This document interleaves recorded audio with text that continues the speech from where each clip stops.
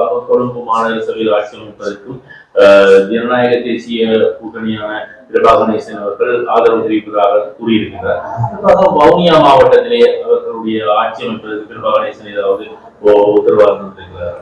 கொழும்பு மாவட்டத்தை மட்டும் தான் பொறுப்பேற்று நடத்துவதாகவும் அதே போல வவுனியா மாவட்டத்தை வேறு ஒரு பிரதிநிதியிடம் அந்த பொறுப்பை வழங்கியிருப்பதாகவும் அந்த முடிவுகளை எடுக்கும் பொறுப்பு அவர்களிடம் வழங்கப்பட்டிருக்கின்றதாகவும் கூறியிருந்தார்.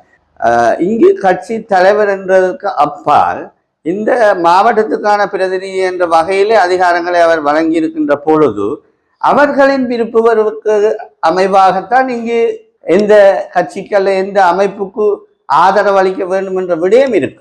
அந்த வகையிலே இவர்களுடைய கட்சி உறுப்பினர் எங்களுக்கு ஆதரவு அளிப்பாரா இல்லையா என்றது எங்களுக்கு இன்னும் தெரியவில்லை.